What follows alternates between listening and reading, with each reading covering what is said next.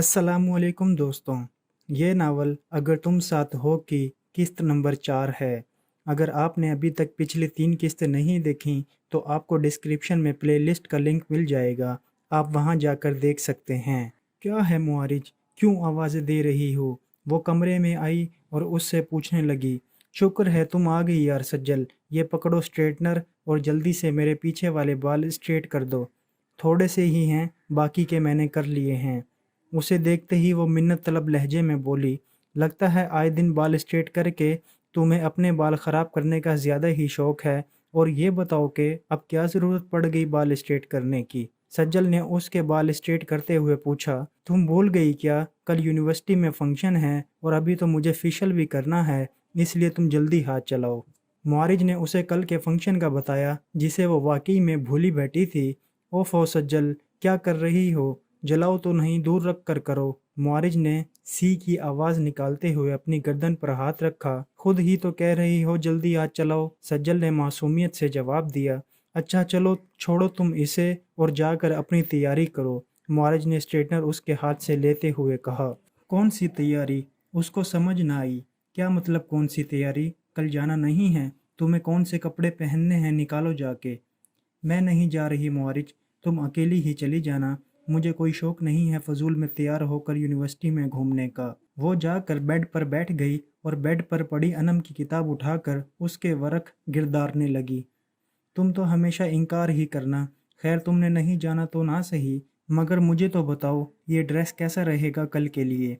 मुआरिज ने उसे कल के लिए कामदार मैक्सी दिखाते हुए पूछा। पागल तो नहीं हो गई मुआरिज, तुम आम से फंक्शन पे जा रही हो, किसी शादी पे नहीं।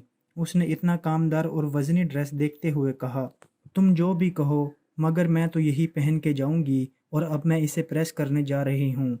वो बिना उसकी बात का असर लिए वही ड्रेस लिए उसे प्रेस करने चली गई, जबकि सज्जल किताब वापस बेड पर रखते हुए टेरेस पर आ गई और उस दिन के बारे में सोचने लगी जब सानिया ने किस कदर बेदर्दी और सर्द महरी दिखाते हुए रुहाब के प्रपोजल से इनकार किया था।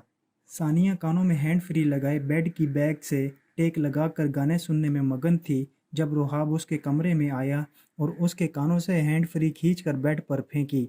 उसने आंखें खोलकर उसे देखा और बेड से उठती हुई बोली, ये क्या बदतमीज़ी है? बदतमीज़ी ये नहीं, बल्कि वो है जो तुमने उस रिश्ते से इनकार करके की है। वो गुस्से से गोया हुआ, रिश्ते से इनकार ही तो किया है, इसमें बदतमीज़ी वाली कौन सी बात हो गई? सानिया को समझ ना आई कि इसमें बदतमीज़ी वाली कौन सी बात थी।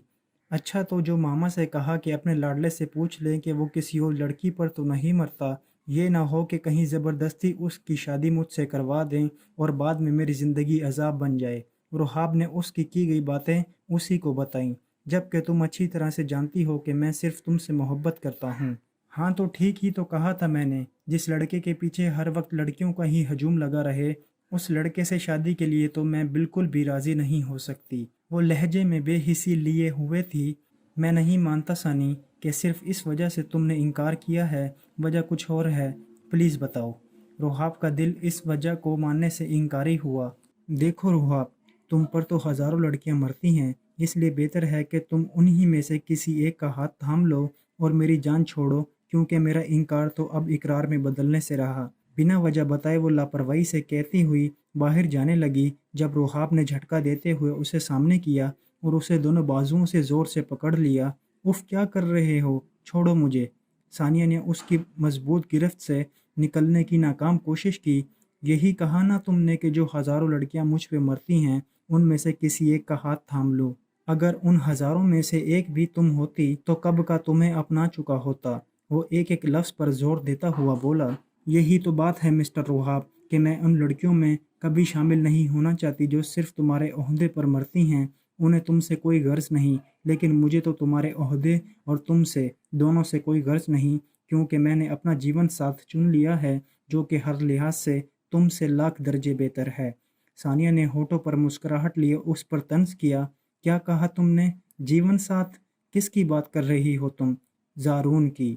सानिया ने उसकी कैफियत से बेखबर मज़े से कहा, तुम ज़ारून से प्यार करती हो इसलिए तुमने मुझे इनकार किया? उसको यकीन ना आया। पहली बात, मैंने ज़ारून को नहीं बल्कि ज़ारून ने मुझे चुना है, प्रपोज़ किया है उसने मुझे। और दूसरी बात कि मैं उससे प्यार करती हूँ या नहीं ये तो मैं नहीं जानती, हाँ, मगर इतना ज़रूर जानती हूँ कि वो मुझे अपने लिए हर लिहाज से बेहतर लगता है, और सबसे बढ़कर ये कि वो रहता भी इंग्लैंड में है और मुल्कों घूमता है, और इंग्लैंड में तो उसका अपना एक बड़ा आलीशान घर भी है। कसम से मैं तो घर की तस्वीरें देखकर हैरान ही रह गई। और पता भी है तुम्हें, 1 महीने का 2 लाख कमाता है। कह रहा था कि शादी के बाद मुझे भी अपने पास बुला लेगा। सब कुछ ही तो है उसके पास, और वो भी अपना। तुम्हारे पास है क्या इतना कुछ? तुम तो सिर्फ मुझे वही कुछ दे सकते हो जो पहले से ही मेरे पास है। जो ज़रूरतें तुम मेरी पूरी कर सकते हो, वो सब तो मामा पापा भी कर सकते हैं। बोलो, घुमा सकते हो मुझे पूरी दुनिया, अपनी ये वर्दी छोड़कर ले जा सकते हो मुझे अमेरिका, इंग्लैंड, मलेशिया और हर जगह। तुम तो अगर रखोगे भी तो इस घर में ही रखोगे, और अगर अपना घर ले भी लिया तो यहीं लोगे ना। मुझे यहाँ नहीं रहना। मुझे तो ज़ारून से शादी करके इंग्लैंड जाना है, घूमना फिरना है, आज़ाद बगैर किसी रोक टोक के। मगर यहाँ तुम जैसे लोग सिर्फ पाबंदियाँ ही लगा सकते हो। आखिर ऐसा है ही क्या तुम में जो मैं शादी के लिए हाँ कर देती? उसने हतक आमेज़ लहजे में कहा और हंसते हुए उसका मजाक उड़ाया। ये वही सानिया थी जो कुछ देर पहले कह रही थी कि लड़कियां सिर्फ उसके ओहदे पर मरती हैं, ना कि उस पर। मगर अब खुद भी तो ऐसा ही कर रही थी। उसे ज़ारून से कोई गर्ज नहीं थी, अगर थी तो सिर्फ उसकी कमाई से, अपनी ख्वाहिशात से, अपने बड़े बड़े ख्वाबों से, जिन्हें वो सिर्फ ज़ारून से शादी करके ही पूरा कर सकती थी। रोहाब को लग रहा था कि बस इतनी ज़िल्लत बहुत है, उससे ज़्यादा अब वो बर्दाश्त नहीं कर सकता। वो नहीं जानता था कि सानिया उसके लिए ऐसी सोच रखती है, इतनी मतलबी कि अपने मतलब के सामने कुछ और नज़र ही नहीं आता। सानिया वो लड़की थी जिससे उसने शिद्दत से प्यार किया था, और बदले में उसने भी हर मौका पर उससे अपनी मोहब्बत ज़ाहिर की थी। मगर ज़ारून की शान शौकत को देखकर उसे रुहाब की शान शौकत फीकी लगने लगी, तो वो उसे ठुकराती हुई ज़ारून की तरफ बढ़ गई। सानिया वो लड़की थी जिसके कदमों में रुहाब ने अपना दिल तक रख दिया, मगर उसने एक ठोकर से ही उसे परे फेंक दिया। वो सुर्ख अंगारा होती आंखें लिए वापस मुड़ने लगा, जब दरवाजे पर खड़ी सज्जल को देखकर रुक गया। सज्जल उसके पास आई और बोली, आप क्यों मेरी आपी की खुशियों के बीच में आ रहे हैं? अगर वो ज़ारून भाई से शादी करना चाहती हैं तो इसमें गलत ही क्या है? अगर वो आपसे शादी करके खुश नहीं रह सकती तो उनके इनकार पर चुप क्यों नहीं हो जाते आप? ठीक ही तो कह रही हैं आपी, जितनी भी लड़कियां आपके आसपास नज़र आती हैं वो सिर्फ आपके ओहदे पर मरती हैं, ना कि आप पे।